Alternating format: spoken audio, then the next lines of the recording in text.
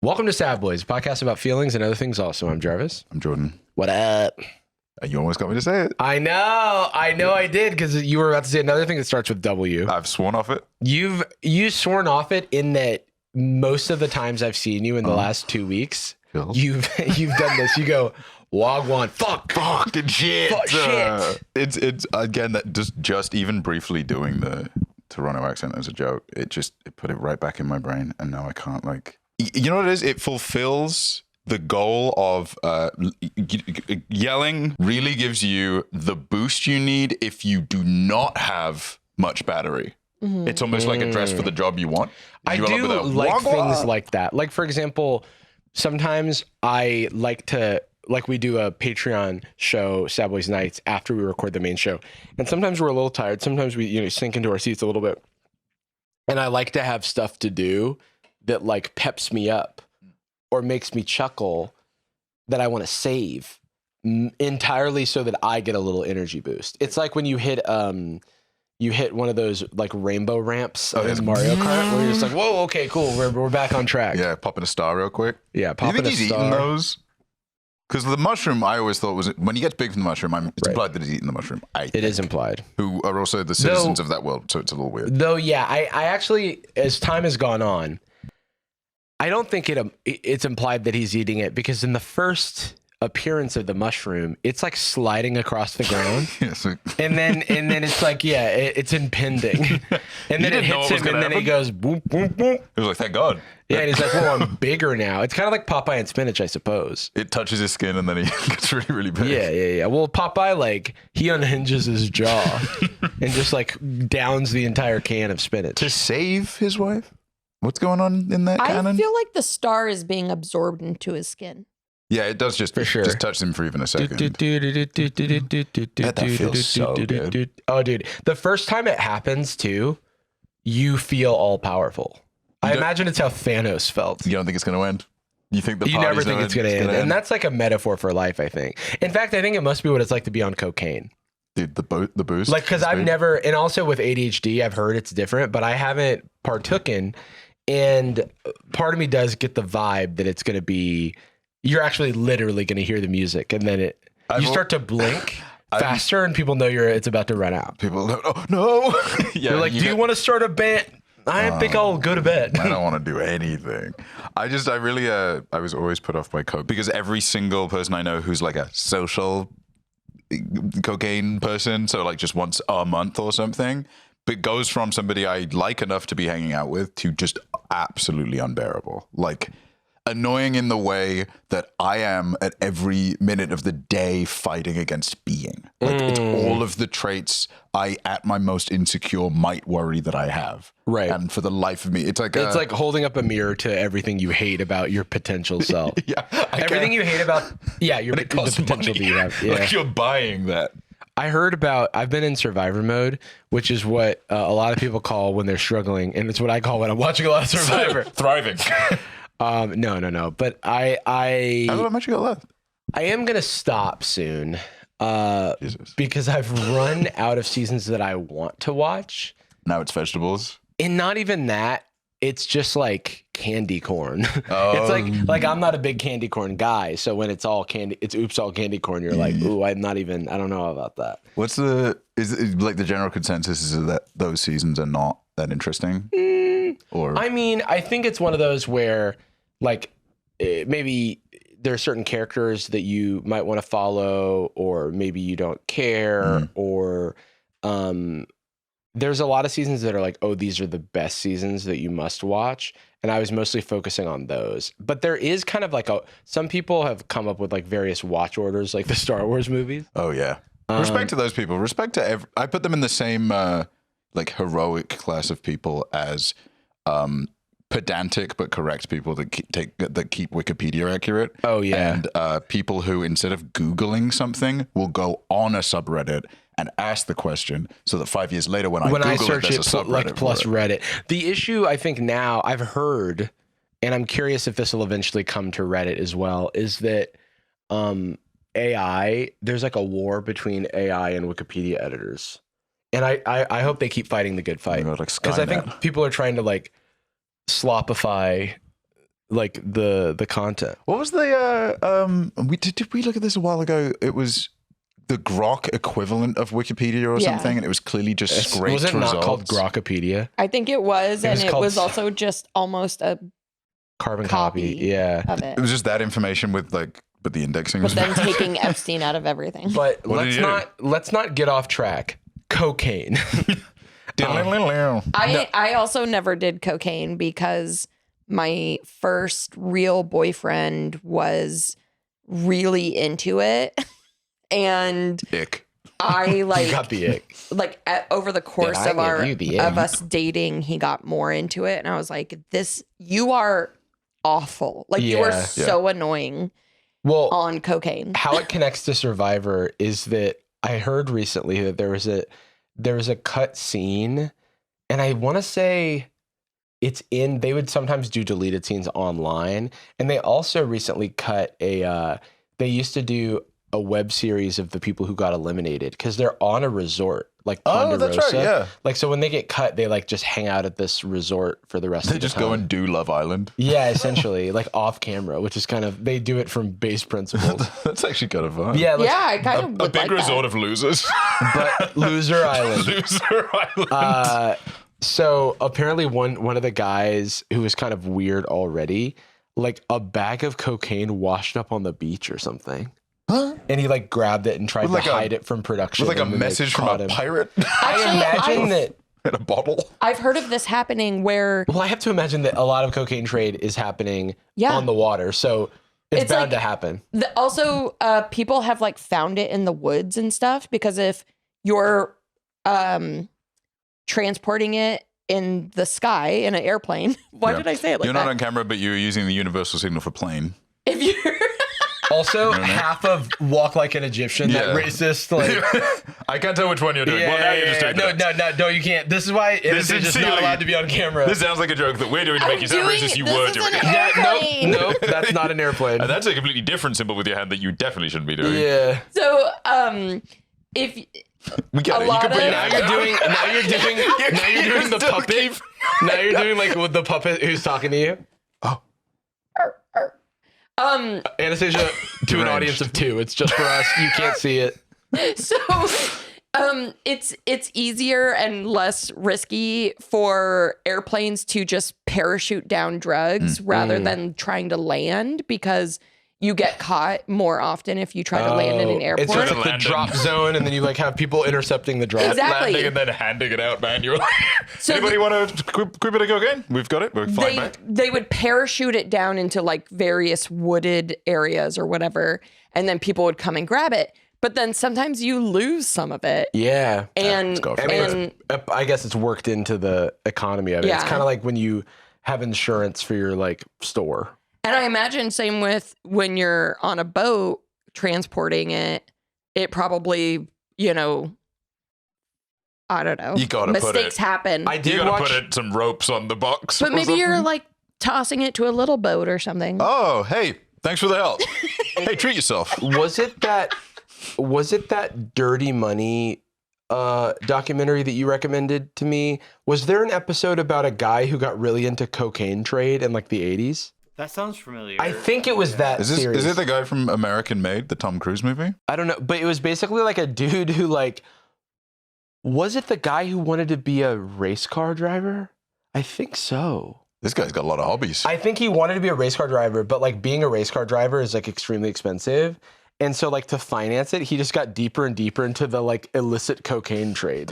It's Breaking Bad, but he isn't dying. Yeah, it's Breaking Bad, but he, He just just wants to wants pursue his dream. Yeah, that actually would be much more. And appealing. and That's just Better Call Saul. well, I mean, like basically it all worked until like it didn't. And then like they would Rats. like get tipped off that there were customs agents and stuff like at a port they were trying to land in, and then they like had to like go to the other coast of like go from the east to the west coast. And there was an instance where some of the workers may have allegedly died, and that's where it gets like really crazy. Like, but The CIA had to step in and go, "Hey, we do cocaine trade. yeah, You're stealing that's all of our our money." thing. Well, I wanted to connect that to something, but I no longer remember. There's the Survivor connection.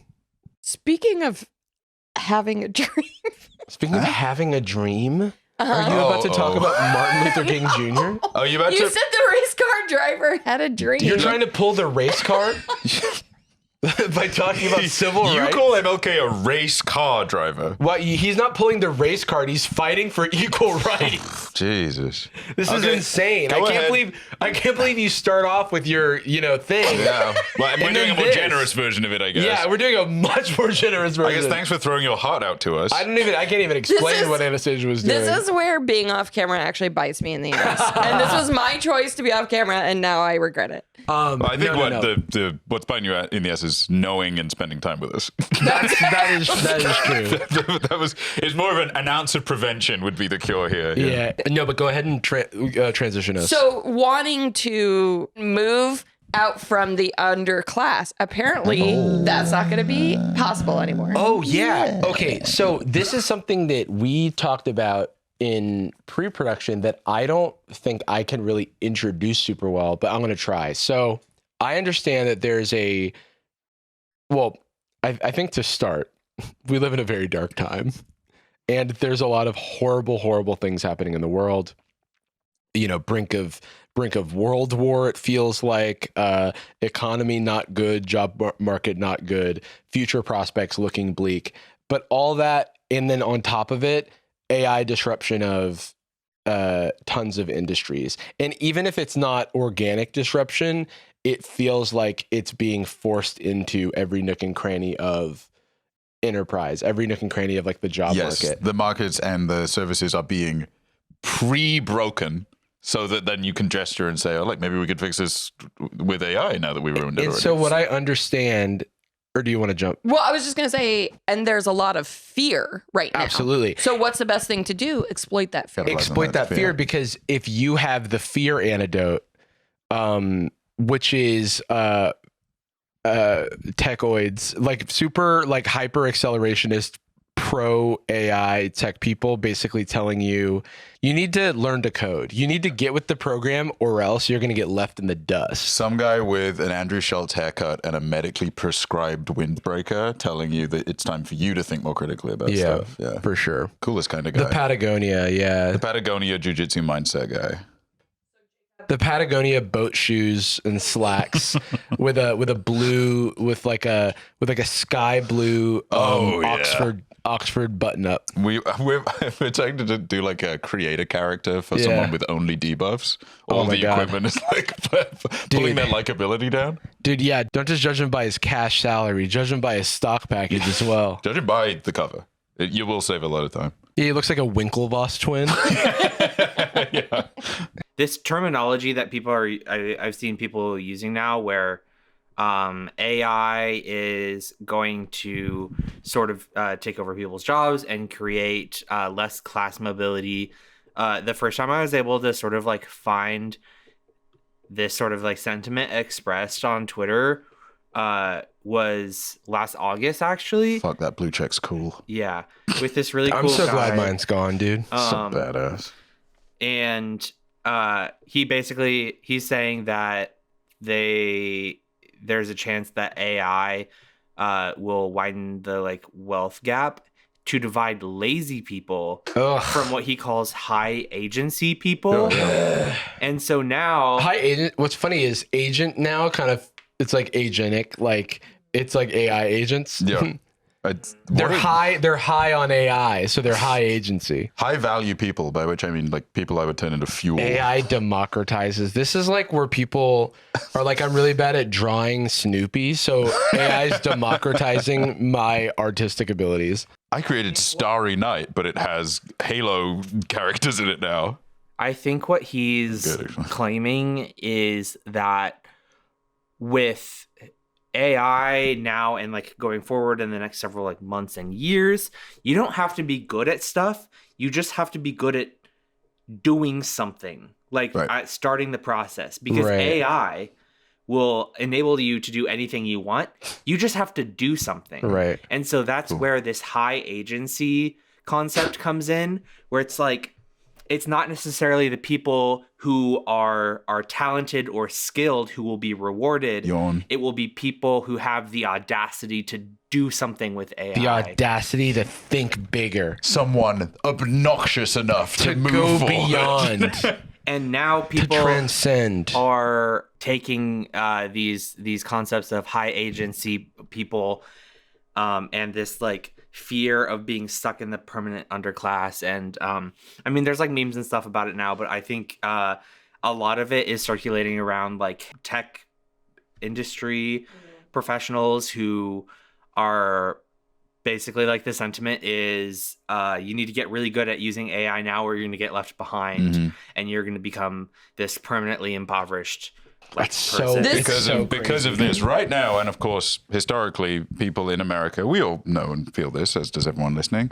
that it's always been a meritocracy, and all you need to do is make sure that you get your 8 hours of beauty nap, and then you can succeed in anything you want. It's certainly not like a pre-designed exploitative system built from the ground up to keep you in a position but make you hate community members because you think other people within your community are working harder or less than you. Also to give, the false impression that your position is entirely of your own doing. Yeah. Nonsense. Which like it absolves any and everyone from like benefiting from an oppressive system. What's right? funny? Like What's funny is like, can we briefly go back to that other one? Sorry, just for a second.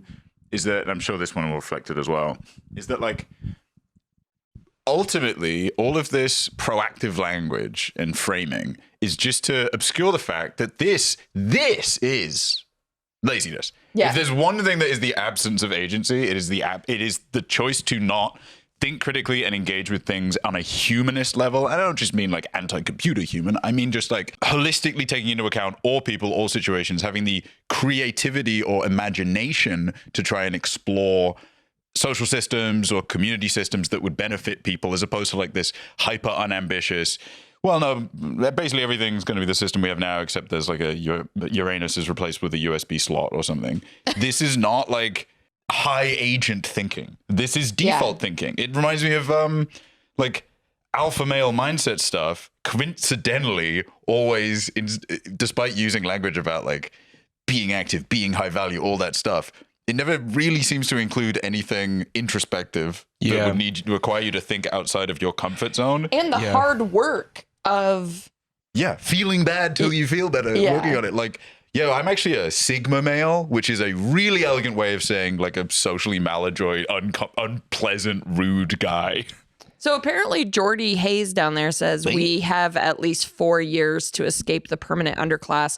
So that was in 2025. And that was last year, so we actually have 3 years. But I think the timeline is continuing to be updated. So some are saying that we've got as little as 6 months to get with the program. But so if you can't do it in 6 months, you're a failure and a fool, and you should be left behind. Yeah, it's almost that you sound like my internal dialogue. This episode of Sad Boyz is sponsored by GLD. Buying men's jewelry used to be a nightmare. It'd always be like low quality stuff that broke after a week, not to mention being overpriced or super marked up. But GLD has changed the game. You're getting high quality pieces that are built to last without breaking the bank. GLD only uses real gold, and each stone is meticulously hand set. They use a proprietary process ensuring the highest quality for your jewelry, where you can see and feel the difference. We're rocking some GLD chains right now. As you can see, the quality is top notch. The ice is on, the swag is out. It feels really good to put on a new chain. True. Boosts your confidence, boosts the compliments, yes please, and it elevates your whole look. You're going to carry yourself all different. And GLD has everything: chains, pendants, rings, earrings, and even iced out watches. Whatever you need, whatever your style is, GLD has got you. And they even have official collabs with the NFL, the NBA, the WNBA, the MLB, NCAA, and even DC Comics. Chains and pendants that let you rep what you love. GLD offers something for every budget, from 18 karat gold plated to solid gold and natural diamonds. You can find whatever you're looking for at any price point. But don't just take our word for it. Over 2 million customers and 50,000 5-star reviews back it up. Not to mention, it is repped by some of the biggest names out there. We're talking Justin Bieber, we're talking Micah Parsons, we're talking A$AP Rocky, and we're talking a ton more as well. The best part, every single piece is guaranteed for life. It's built to last for the rest of your life, which is a long time. Work hard and change the game. For a limited time only, and this is big, new customers are getting 50% off on GLD.com. Just use promo code SADBOYZ at checkout, and you're saving big. That's 50% off with code SADBOYZ. You know how to spell it with the Z. It's all the business. And after your purchase, they're going to ask where you heard about them, and you can tell them you heard about them on Sad Boyz if you want. Come on. Would that be so bad? And show a little support to your boys. Work hard and change the game, pal. Work hard and change the game. Thanks again to GLD for sponsoring this episode. Now back to the show. This is someone like sort of like perpetuating this sort of like sentiment that like, oh, it's, you know, it's not gonna happen, it's happening now. Like, it's over. Has there ever I been, sincerely hope you learned to prompt. has there ever been That's a the more grossest line I've ever seen. I don't think I've ever seen a more Norwegian username in history. Let me see that. Guys, see where this guy is from? I'm gonna take a stab. Say it's somewhere in that realm. Building AI powered brands. By the way, it is always the town crier doomsayer is always like someone who profits from the AI bubble. They're fear mongering. For sure. They The get plague more is coming. people. I have snake oil for you. Yeah. Yeah, no, literally. And it's like the crazy thing about this is that it does kind of like it helps create such a large and diffuse bubble of confusion and hype that it obscures all of the actual value of like any AI technology, because it has and will continue to like revolutionize certain industries. Like, one is my former job of software engineering. Like, most people who do that job now are using AI assisted like coding or it's somewhere in their workflow for so many people. It's like a part of like the interview pipelines and stuff like that. It's like the expectation, but that doesn't justify the doubling and tripling of the valuations of these AI companies. They're based on the bet that everyone's going to be eating, sleeping, and breathing AI all the live long day. And if that doesn't happen, then there will inevitably be some sort of bubble pop. So it almost feels like people are, and not economic advice, like I'm not an expert, but it absolutely feels like people are pumping. It feels like people are like, well, I've got, you know, metaphoric or literal stock in this, and I'm trying to pump this so that the hype is as big as possible so that I can cash out, and someone else is like holding the bag. It feels weird seeing this kind of stuff breaking containment a little bit. Yeah. Like, why? It's obviously it's not so much new as it is new to being exposed, because like these kinds of people and this kind of rhetoric's existed for a really long time. It's kind of funny to see them get to like a kind of a Kiwi Farms 4chan mindset where now it's nihilist stuff. It's not as much acceleration as it is. Yeah. Everyone's going to die. Might as well get your guzzling. You know what's interesting is like Peter Thiel, I think, is as one of the movers and shakers in this space has that kind of like nihilistic like mentality, which feels like it's like trickle down. But I mean, it reminds me a little bit of the learn to code thing. Like, I sincerely hope you learned to prompt. It's like that's like my eyes are so far rolled in the back of my head. What do you mean learned? As if like the thing is, I think that also the PhDs and stuff who are like working on the actual technology are like, obviously they're making money hand over fist, but they're also doing like unique and interesting work. The people who've like self-appointed themselves like the movers and shakers of the next generation, because they can prompt their AI agent, I don't actually think that skill set is as valuable as they've convinced themselves that it is. That's cope for sure. Yeah, because it's like I'm actually an artist now because I said Monkey D. Luffy licking a lollipop, and I hope you learned to prompt. Look, and it's he has like a MacBook. Now coding is as simple as like requesting something in English, and debugging and testing and stuff can be using these more analog skills that like is something that I learned, but you can also just have other agents do that for you. And so now it is like kind of a lot of this AI stuff is like the orchestration of agents with different roles. And I kind of could care less about some of that stuff. And it's like the bad part about AI is the like excessive power utilization, which of course is like something that people talk about.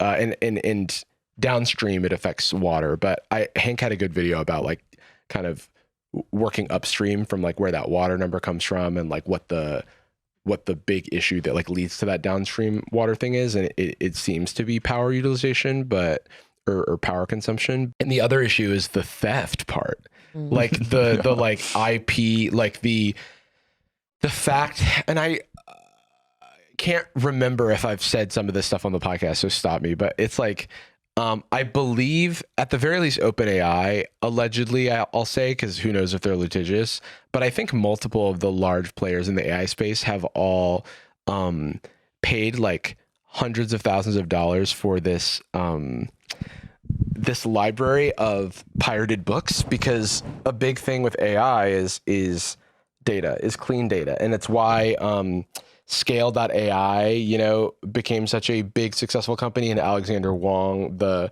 CEO of that company, was brought into, they basically did an acqui-hire type thing where they like hired the CEO of that company to lead AI initiatives at Meta. There's like a Atlantic article about the scale of AI's pirated books problem.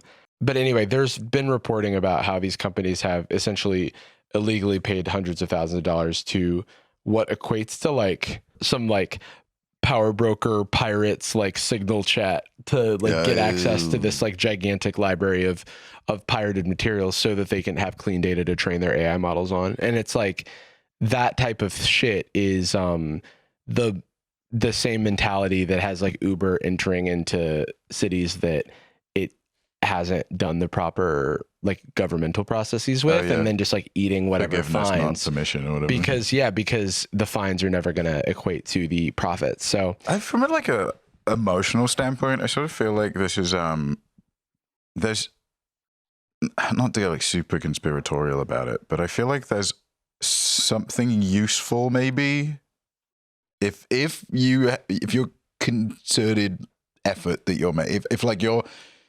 unstated goal is to make people distracted enough or make people worn out enough that like the more kind of predatory things that you're doing at a cultural or institutional level or whatever kind of get ignored, or because people are overwhelmed with other justifiable concerns.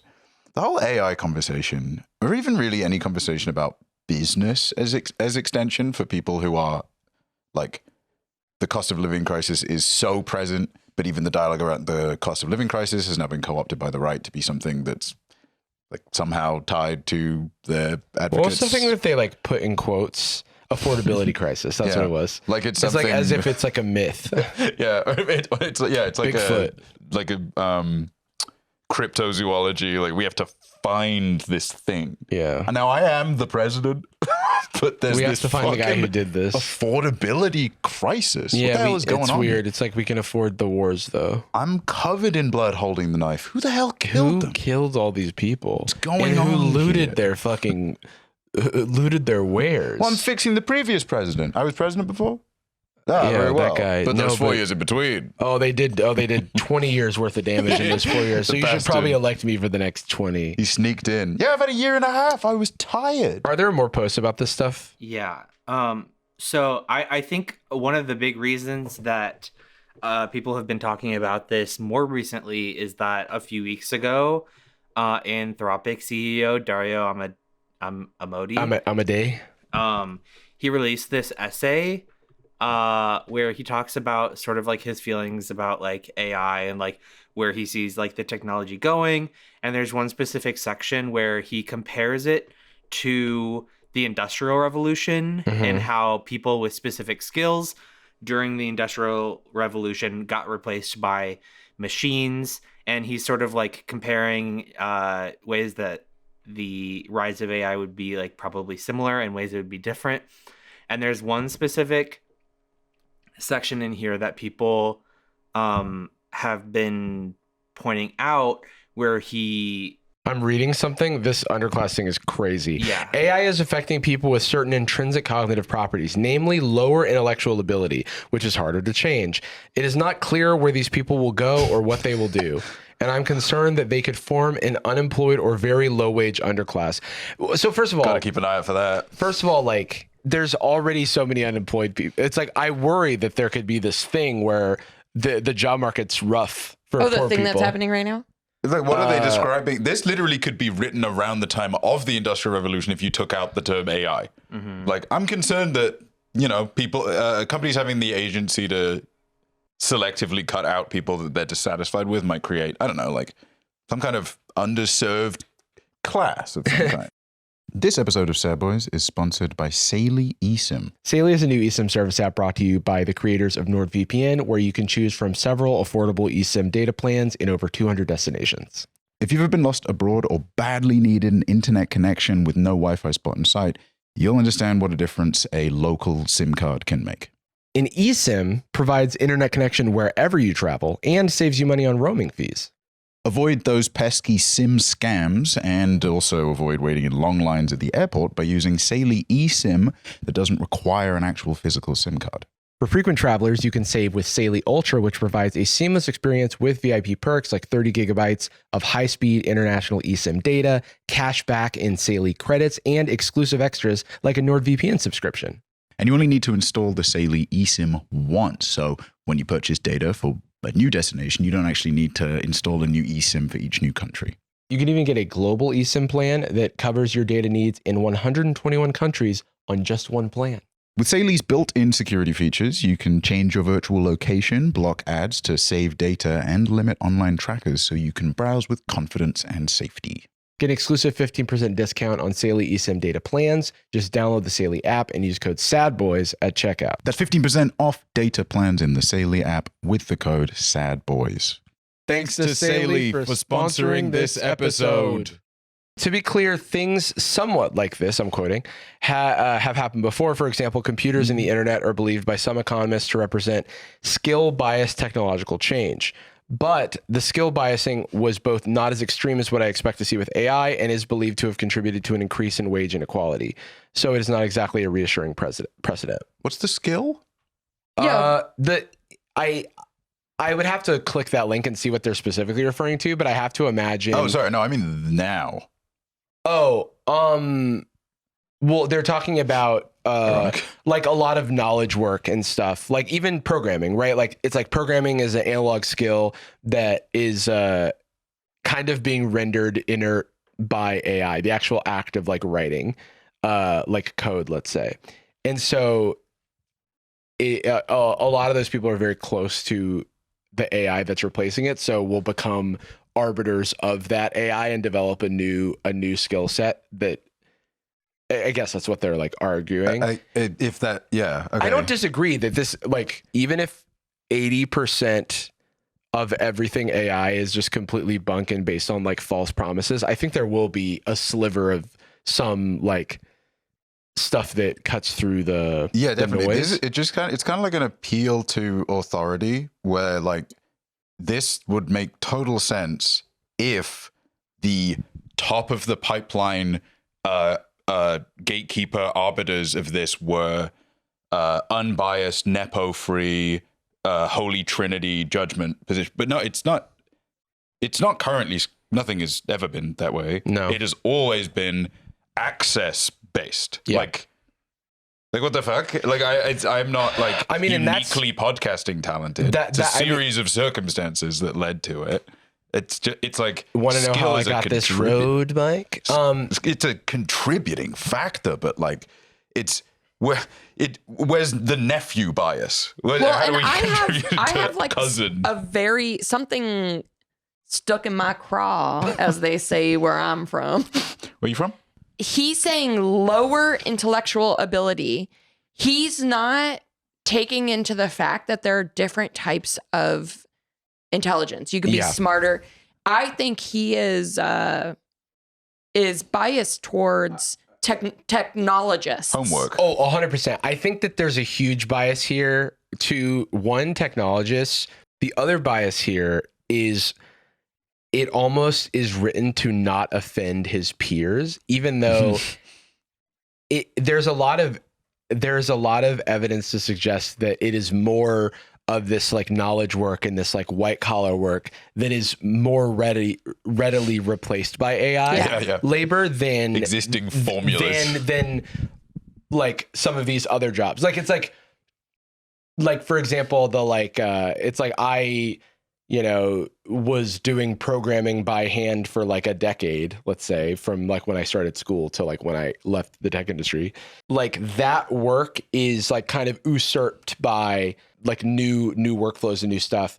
And it's already like there's a I would have to pull this up, but there is a study, some sort of independent study of like developer productivity. And the first time they did it, it was like some people used like agentic code like generation and stuff with their workflow, and the control group didn't. And essentially like the group that was using AI initially felt that they were performing above their normal abilities, but compared to the control group, they were actually slower at like completing the tasks. But then the most recent attempt to do that same study, they were not able to get a single group of developers to opt in to the control group where they can't use AI. Right. So it's like now there's Meter. Yeah, it was this Meter study. And that's a point to the fact of like how this is rapidly changing certain industries more readily than others. So it's weird for like Amade, for example, to talk about this like downstream thing when like upstream closer to the work that he's doing, there's already AI like replacing some of these worker things, but you don't want to offend those sensibilities. Right. You instead want to appeal to this like false superiority that these like high intellect people, because it's like these people are smart people, but it doesn't mean that their job can't be like on average. But like in certain informed, I would say they're on average they're good at math and they're good at physics and they're good at programming, which it's like we've studied like programming aptitude, and like some people it clicks with, some people it doesn't, like any other skill set, and like those things it is not I don't like, again, I'm not the CEO of Anthropic, and so he might be privy to data or information that I'm not, but like it seems that it is agnostic of whatever perception of intelligence you have, and it's more about the way that these models ingest and process information and how readily that can be turned into a product. It's been very easy to take a job that is highly about text transformation and to feed it to like an agent to then continue to transform text. And there's lots of problems that a lot of developers burn out because they're solving the same problems in different ways over and over and over again, when there's like an old way of doing things that's like an old faithful that still works, but developers like consistently like reinvent the wheel, sometimes seemingly to keep themselves interested. Yeah, dude. My TV needs another update. Why is that? Because I have to go to work. There's something to do. Because it's like most of the internet as it exists today could be, I mean, there's obviously differences, but a lot of the internet, functionally speaking, as it exists today, can be recreated with tools from a decade ago, but oftentimes isn't, because there's always a new technology that increases some benchmark on something or some different paradigm or some different way of representing problems. But at the end of the day, if you're just looking at the product, the end product, as like the consumer often is, it kind of doesn't matter like what like the inputs are. Yeah, the logistics are not only like the people not engaged with it, people don't fucking care. I mean, why the hell would they? They have utility to think about. It's always very telling to me when the language of intelligent intellect, natural skill, talent, all that kind of stuff. When where's the word education? Yeah. Something that's like actually manually could be adjusted or accounted for, as opposed to, what do they call it? Certain intrinsic cognitive abilities, I think, is crazy. Like head shape and nose width. It's like what is, and also lower intellectual ability, skin tone. That's it's like what's what are these, sticking in my craw, as I said before. It's like, what does that even mean? Harder to change, like intrinsic, but it's hard. It's either intrinsic or it isn't. Like it's the education element is it's a bias and a privilege, but like SAT prep.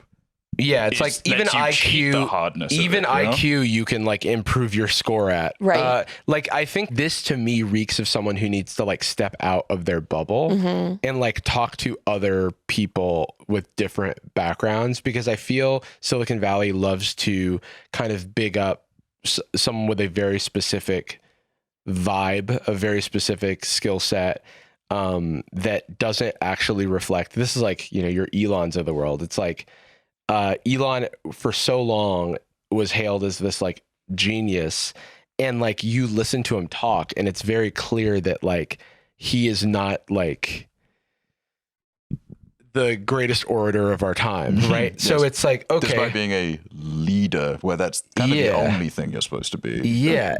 And then it's like when he was more obscure, he could be a legend. But then when people see more examples of stuff, you start to demystify that legend and realize the shortcomings of this person. But then Silicon Valley loves to mythologize these people and specific types of skill sets, even if they don't necessarily lead to like different outcomes. Like examples that come to mind include Google and the first iteration of like the way Google does their technical interviews, or at least I don't know what it's like, excuse me, today, but maybe as of 10 years ago, but for like 20 years before that, they kind of were the canary in the coal mine for doing like mass hiring of quote unquote smart people. And the first go at that included like people's SAT scores and shit that like doesn't, like, it's like you went through college, you studied a thing. Why would you even care about someone's SAT score? Something that's like easy to game. And then it moves on to these like kind of esoteric challenge problems that are asymmetric to the job that you're actually doing. They're like they're not directly applicable necessarily to the job that you're doing, and they used to be in the form of like riddles and puzzles, like why is a manhole round and shit like that. And then it moves on to like kind of coding puzzles and things. And there is some sort of overlap, and it's supposed to be an analog for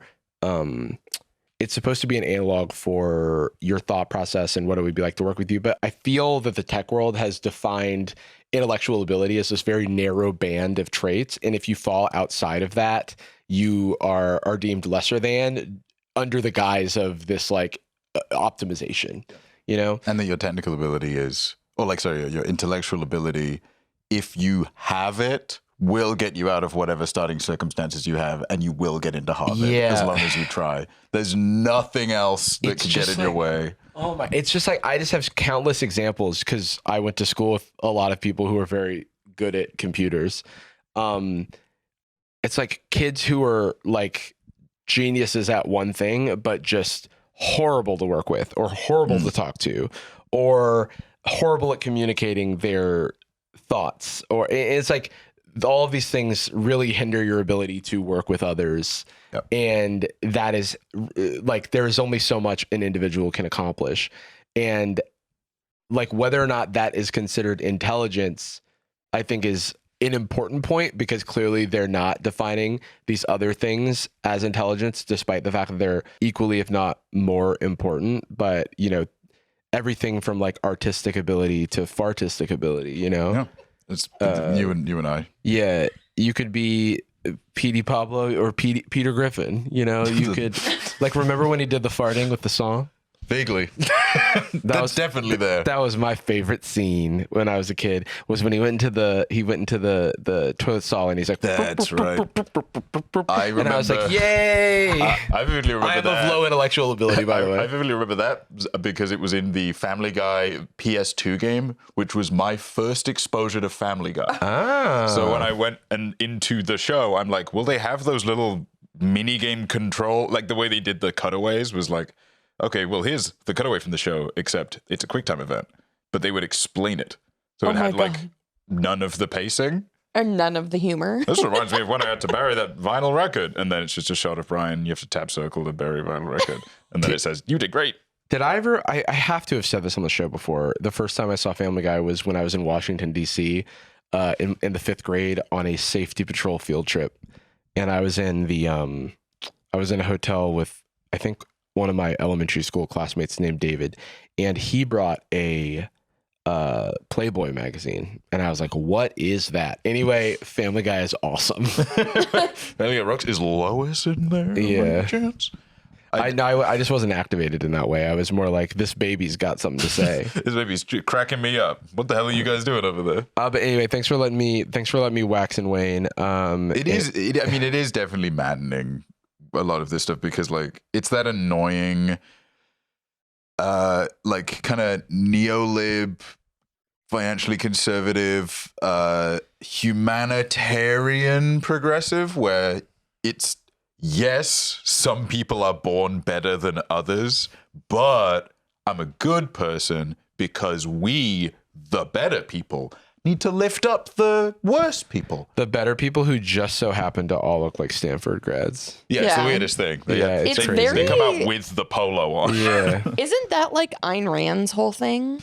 And like this idea that there's just like a naturally better class of people and they need to be benevolent towards the uggos and idiots. Yeah, but so you are allowed to maintain your position of status and say why you can have it, but also at the same time, if you write a really long, boring book, you're actually smart or something. Should we see what does etymology nerd have to say about this? Is that what you were going to say? Bro, I didn't want to take your Anastasia. I didn't want to take the wind out of your sails. sails. That's what I was going to say. No, but I mean, you can say it. Okay, let's see what etymology we should probably see what etymology nerd has to say. I love him.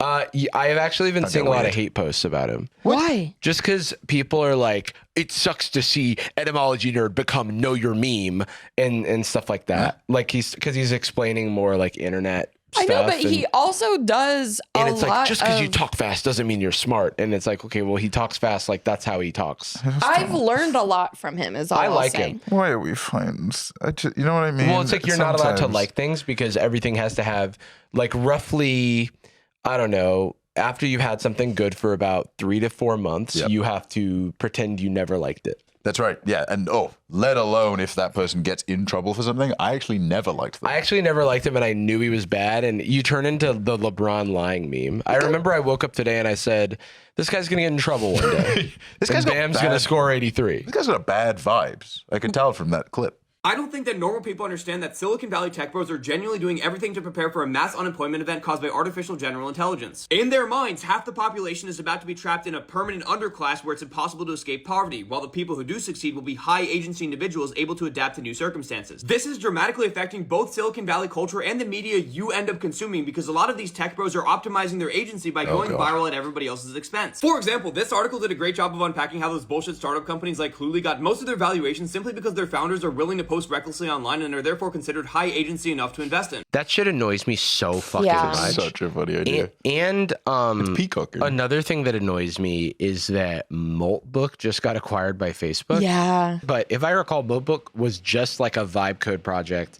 that agents could like write to the social network as if they were human, but then we found out that humans were writing all the most viral posts on there anyway. And that I don't understand how that becomes a startup you acquire. Yeah, it's just more noise.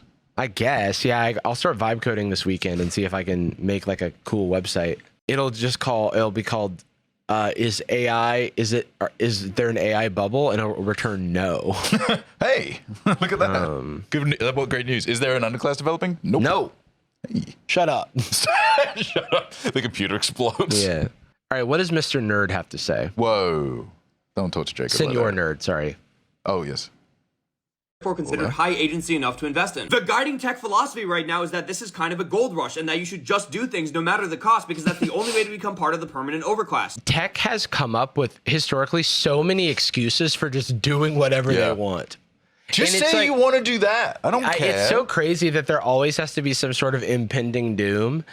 Because move fast and break things was just like a vibe back in the day. I don't know what happened. At some point in time, people got like a little taste of, maybe it's just that now people are more observed or whatever. People got a little taste of what it feels like to be like vindicated. Yeah. Being proud and vindicated feels really fucking good. So now your company can't just like turn orphans into biofuel. You have to say it's for some kind of progressive It's actually ethical to do so. I was looking back at the bookshelf. Somewhere around here, I have a copy of Alexis Ohanian's book because he spoke at Georgia Tech when I was there, and his book is called Without Their Permission, and I think I don't have it on the bookshelf somewhere. But I thought it's funny to recontextualize that for now because it's quite literally everything is being done without permission. Sorry, it's not here, I guess. They did a really good Dragon Ball? job. That's Dragon Ball. Right. Those are Daizenshu. Oh, okay. You're so close. Those are Yu-Gi-Oh cards? Okay. That's Giant Rat, the Yu-Gi-Oh card. Though it might not be in English. Oh, it is in English. Giant Rat. Shout out to me. Shout out to a rat. Shout out to me and that Oh, rat. yeah, this one. They did a really good job rat. of branding tech Rat. guys as Amoeba. Oh.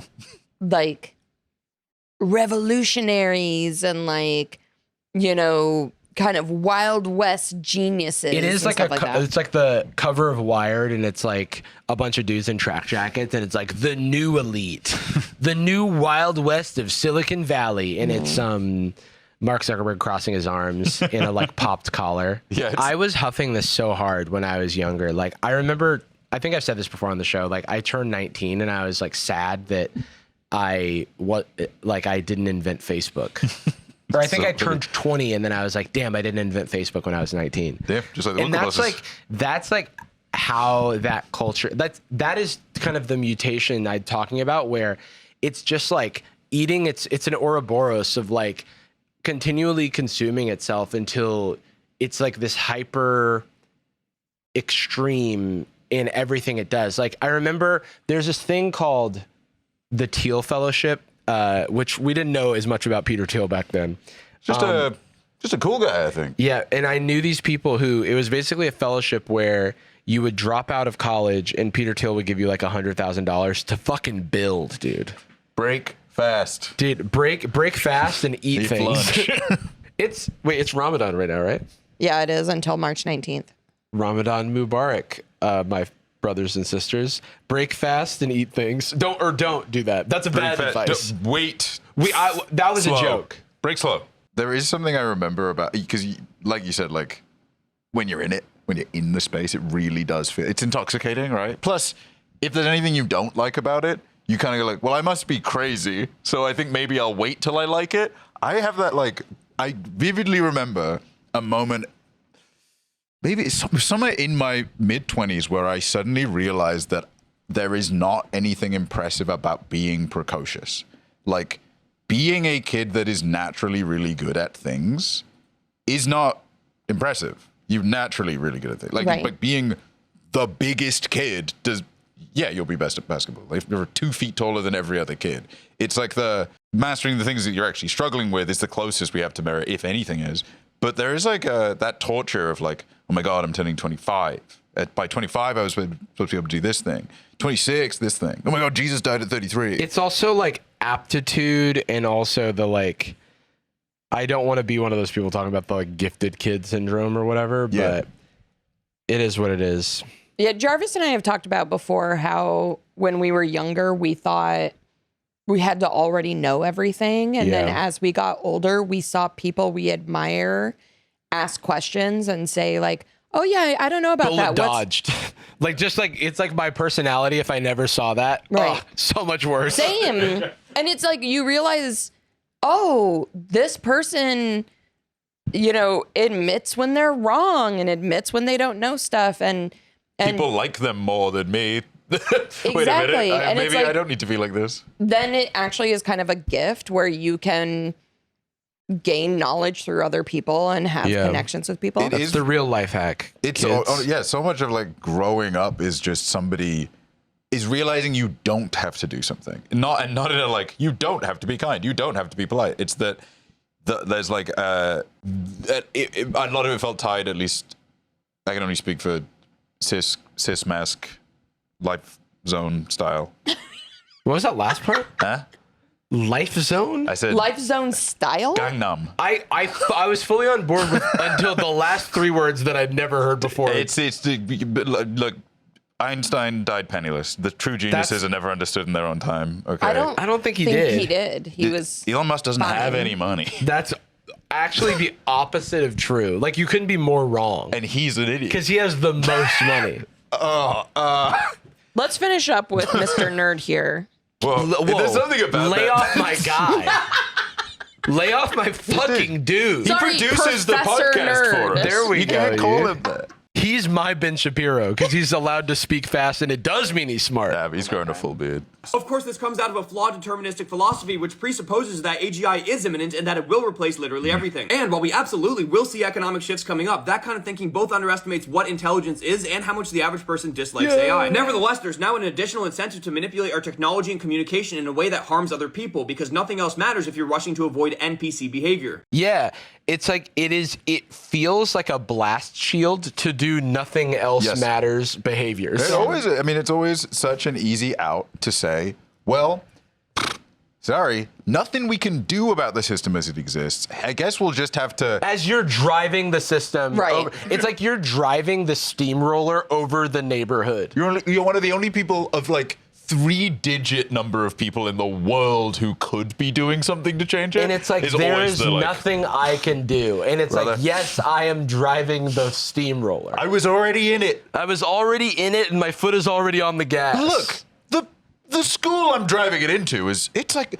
a mile and a half away. I can't turn. It's so in close. the direction of me, the steamroller. I mean, I could be there within days. And you want me to try and brake? It completely ignores any sort of agency that the leaders of this industry have to pump the brakes. It's not very disruptive. Yeah. It's like it's a way of thinking about the world in actually a really unambitious way. Like, how about break this systemic problem? No. When I say break things, I mean like misgender people. Yeah, in when your I said office. when I said break things, I didn't mean pump the brakes. I meant like create a diversity and inclusion program. I didn't mean hire black people. Are you crazy? Oh my God, no! It's like the Rooney Rule. It's like I just gotta. I want to interview them. I don't have to fucking hire them. The Rooney Rule. That went down my spine when you said that. I remember that conversation so God. many times.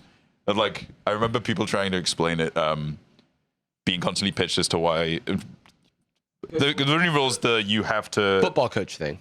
Wait, or am I thinking of a different? You might be thinking of something else. Oh, no, sorry, I might be thinking of something else. Yeah, Rooney Rule is something from like the early 2000s in the NFL where they instituted that you had to at least consider or interview one like black or one or two like minority identity people for like the role that you're hiring for, and with the goal being like that's what it'll take.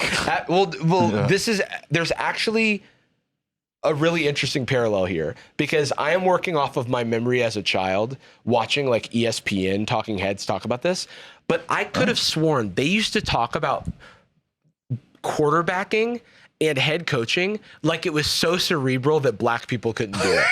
They didn't have the like faculties to conceive of this thing. They had Gavin Newsom's SAT score, and these like idiots. then Mike Tomlin comes in for the Steelers and like wins them a Super Bowl in I think 2008, and it's like to me black people took a collective like whew, because it's one of those things where it's like wow, like it's kind of like you get such a short leash, you know, because don't give them this tool it's this forever. like it was like DEI before DEI, but there wasn't a entire political arm legislating or trying to legislate against it, so it was just like a thing. And it is this thing where it's like, yes, the best person should get the job, but many times we have these selection biases and lamppost fallacies of like where you are looking defines what you'll find. Yeah.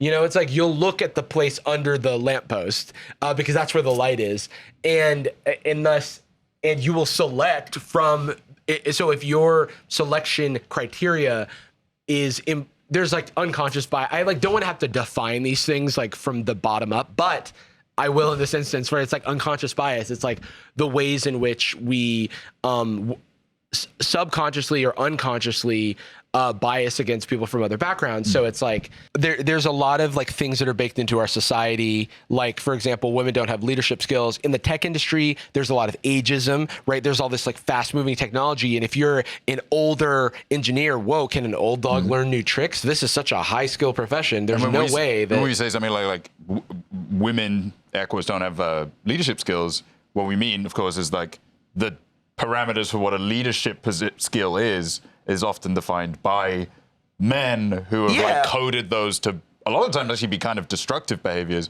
but like being really forward and intensive. And it's like, okay, well, if you hire a lot of time, if women get hired and then showcase that behavior, the man that hired them then fire them because they find them intimidating. There's also a self-fulfilling prophecy and confirmation bias to it, because like if you just imagine like young boys and girls, boys blue, girls pink, if a boy is really adamant about something, he's exhibiting confidence and leadership skills, and if a girl does it, she's like being bratty or whatever. And like those types of things propagate, and thus we unconsciously believe some things to be true and have blind spots. Like, to process information as a human, we break that up. We use schemas, and those psychological schemas that we develop are not perfect, and they're not representative of the truth. You can see that with any like optical illusion, where if I like tape a long strip of white paper to a faucet and play a sound of water like being poured, you'll think that the water's pouring.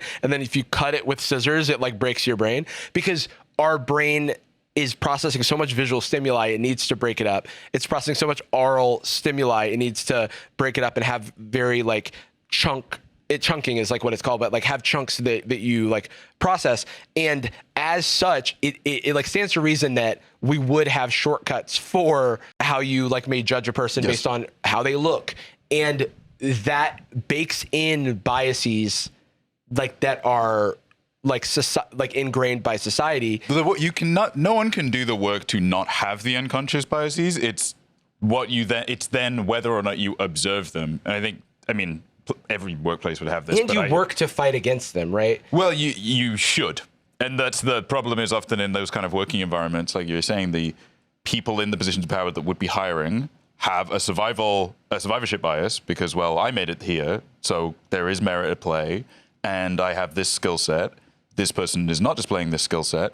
I'm, by the way, as one of the things that pisses me off the most about the general conversation about like DEI, and you hired a DEI pilot. It's never pilots saying it. It is always speculation on the part of the most miserable clowns in the most like gross, stinky, deodorant-free recesses of the internet, because you haven't worked in an office.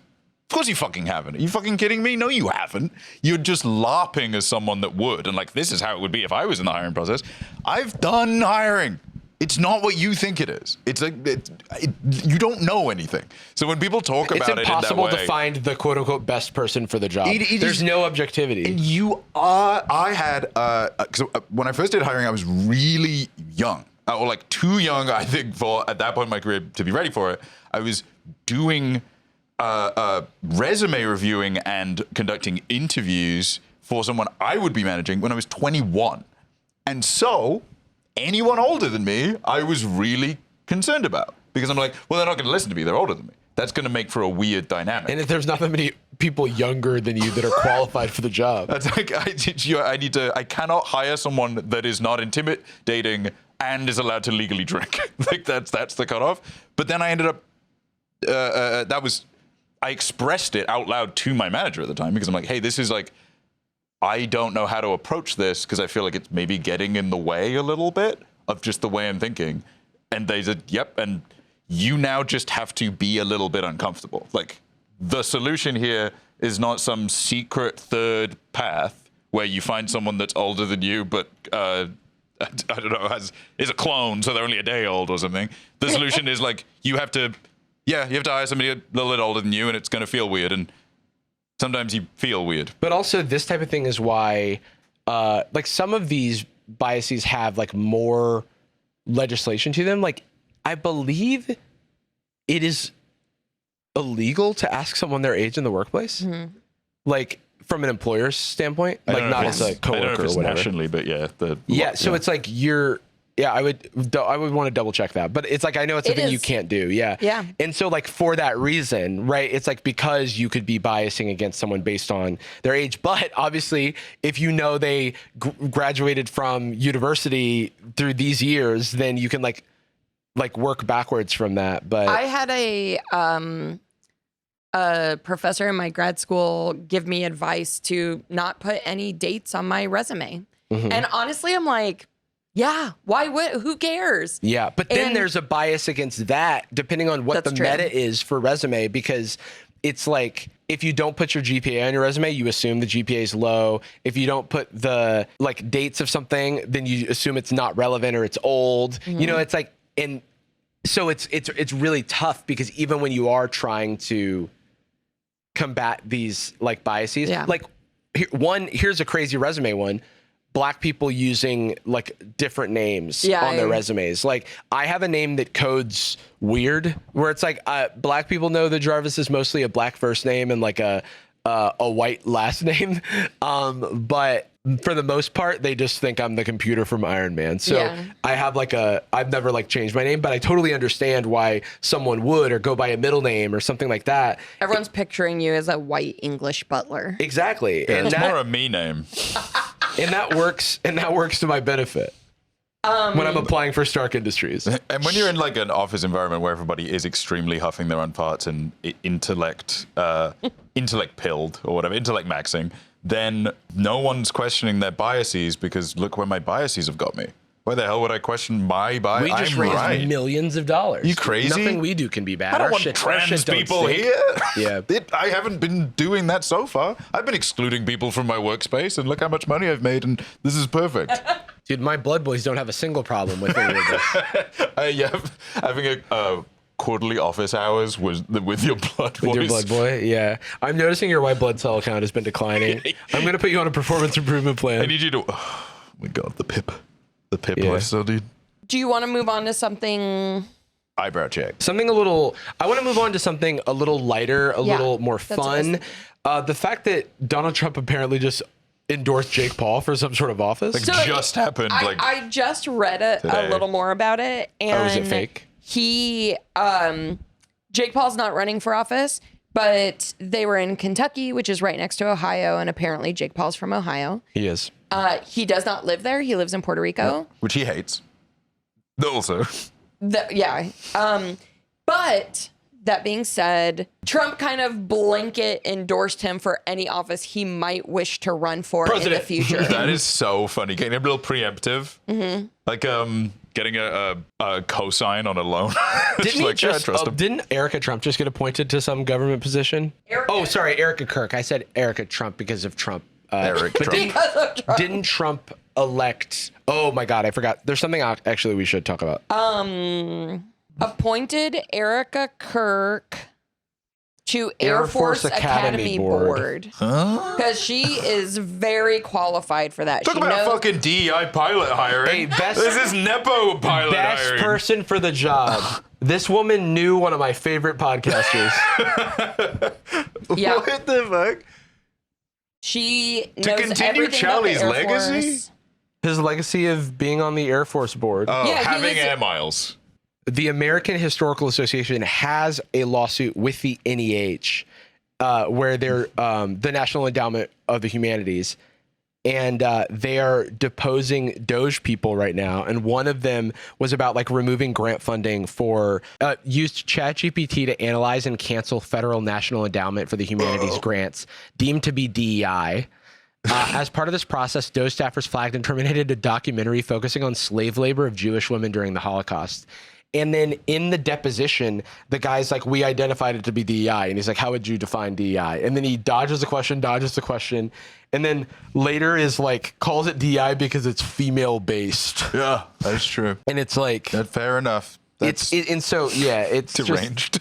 Dude, it's wild. It's so interesting. It must be confusing because these people are operating in a circle where you do things for the most cynical reasons all the time. So it's kind of like if like we got invited to a house party and then they were like, hey, it's just kind of a thing. And we're like, oh, okay, not all that invested in what's going on. We turn up, it's kind of a mess. A bunch of people have broken a bunch of windows. And we're like, I'm just gonna go home. This seems weird. I don't know these people, so I can't really help. But that's kind of strange. And then we go to jail. And we're like, what? I thought we were just turning up to take free food and then like leave. What the hell is going on? But speaking of meritocracies and DEI, the best person for the job, Kai Trump, Trump's 18-year-old granddaughter, did just make a video called "I Took My Secret Service to Erewhon." Real thing. Huh. What a fascinating number of keywords combined together. Why am Kai Trump? Who is this? Granddaughter. I'm learning about all these new Trumps, and I hate it. Wait, how's Kai spelled? Because that's stealing non-binary valor.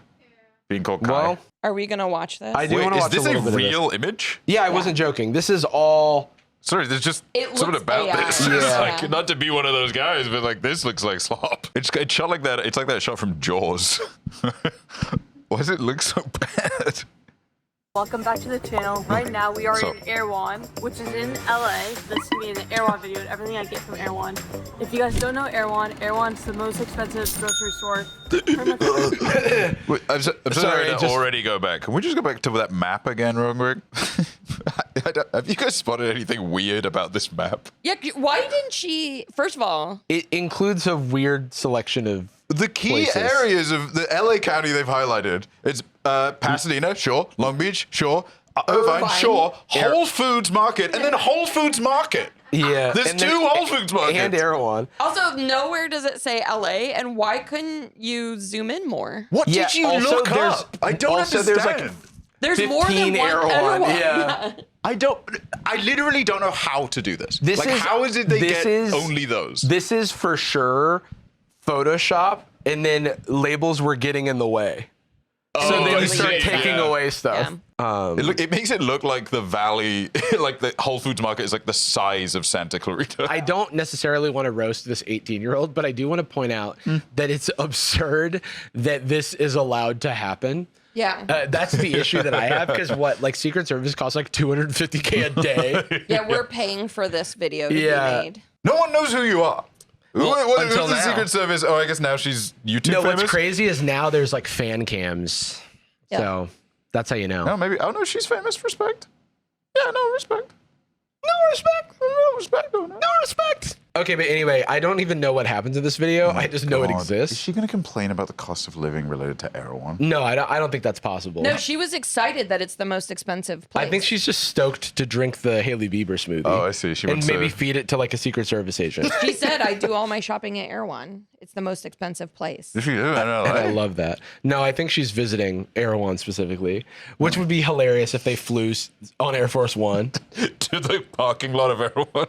Everything's crazy expensive, so we're gonna get my favorite Which stuff and which means supplements, something whatever to it you I hope she can afford because it. Maybe, yeah.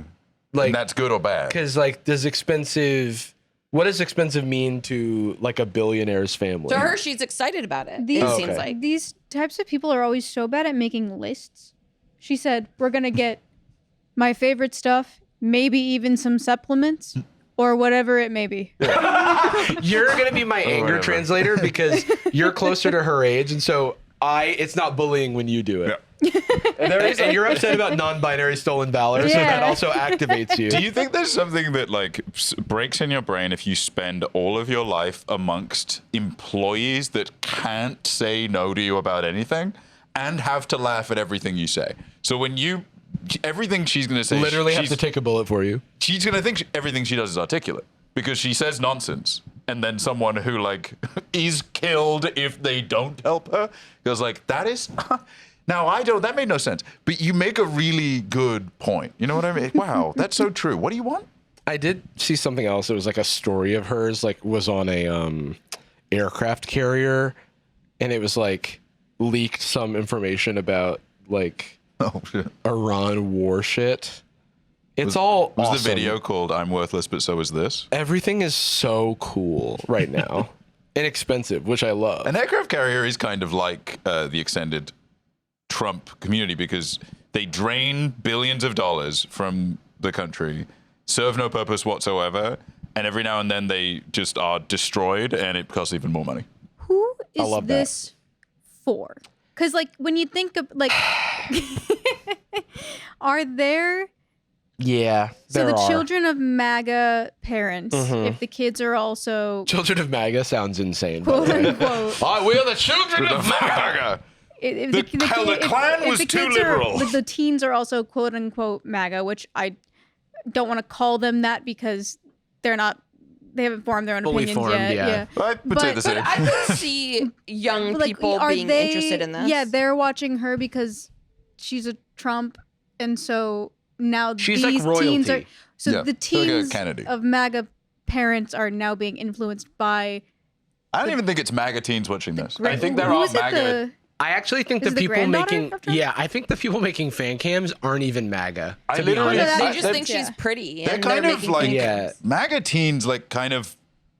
They're not a thing in the same way that you have like establishment conservative kids. You know what I mean? Like, well, my parents voted that and then voted. Like, it's something you have to be pretty proactive about. I think this is just normies. Like, Yeah. and there's nothing wrong with being a normie. But to most people, the number one thing you think about Trump is that he is the president. Yeah. Everything, all of the like critiques or otherwise go out the window. It's just like, yeah, oh, that's the guy that's the president. It's essentially like he's the king, and then you're like, oh, there's Princess Girl, Yeah. and that's fun. So she That's must be basically interesting. royalty. Yeah. There's like nothing inherently bad. It's like Trump does something bad, and then they go, I don't like that thing that Trump did. But there's no instinct to be like to question authority. Yeah, I it's just thought, like cool. She's I just thought related the to him. concept of this video existing was insane. Yeah, but- I agree. But what does she do with? Yeah, let's find out. We can skip Oh, around. also, what's the top comment? Oh, okay. That's pretty. Oh, okay. Oh, wow. but I'm surprised they have comments on, to be honest. Well, here's the thing. I actually don't know how I feel about this. Well, I know I don't like it, but it's The interesting mean because comments? I'm like these people. I'm like, we're looking at they're complaining at the symptom. You know what I mean? Yes, yeah, of yeah. all of this stuff. Guy doesn't even have the login information for this account. Right. It's like she just got a partial download for Sentience. I mean, I have. She could take it. I mean, probably has been for a while because It's the tax online. on having infinite money. Is Yeah, sorry, yeah, we don't yeah. have to be nice to you. no. I mean, absolutely. But speaking of people we should be nice to, I mean, we could skip ahead to see if the Secret Service guy drinks the collagen Are they milkshake. on? Yeah. Can we just like scroll through and see if we can see a Secret I think we Service do. I think she I don't know how she interacts with them. The Secret Service guy drinks the collagen milkshake. Yeah, that's what I'm here for. Okay, wait. That's what I want to know. Where are they? The secret, I guess. Do you think one of them's filming? There's the collagen milkshake, Yeah. the Haley Bieber. Where the hell's the Secret Service at? Yeah, I'm They're like not seeing filming, any. bro. Right, that's sorry. The one with the boom mic. Yeah. Oh my god, if Are her you fucking kidding me? they're like Instagram boyfriends. Okay, so there must Yes, be honey. rules. I wonder if there's rules where she can't. Oh yeah, sorry. Because I have to imagine she has handlers on top of Secret Service. I like 100% would not.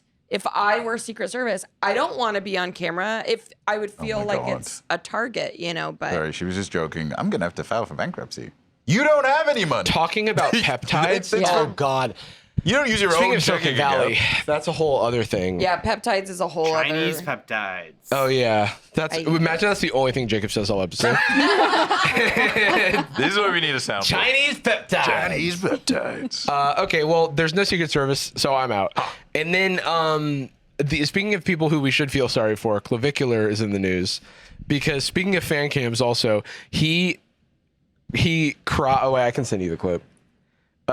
Is this going to be another story about him getting mogged? Well, here's the thing. By a hamburger? Clavicular Cheeseburger. Just even reading it, I feel like it feels like I'm being sedated by it. Do you know what I mean? Like reading it does psychic damage. What? Is he crying? No. I didn't know he could do that. Sin clips. Oh, good. Now I know who put this together. So I guess he without words, he just had cheese on his burger and cried because of it, and it's actually going super viral, and people are making. Is he hungry? You have to understand how many hormones he's on. Yeah, that's true. I guess that it's very easy to be emotional. Like, I'm He is a actually- petri dish right now. You know, whatever, he's done this to himself and it's fine. But he injects himself with so much random shit that I bet he cries very easily and is kind of hormonally messed up. Definitely unbalanced for sure. I mean, not to mention, there's always going to be the natural self-selecting bias of people that choose to live stream their entire life. Like the most normal live streamers that we personally know are a bunch of freaks. I've plenty of very good friends. The freak base You cannot get into that lifestyle if you are not operating at freak by default. Yeah. Anything up from there, I'm almost did your little thing that you did with your arm. The one I'm wait, can you look at the? I think that's just the. I'm not. Yeah, that's just the clip. So sorry. The one I just sent has 88,000 likes on TikTok.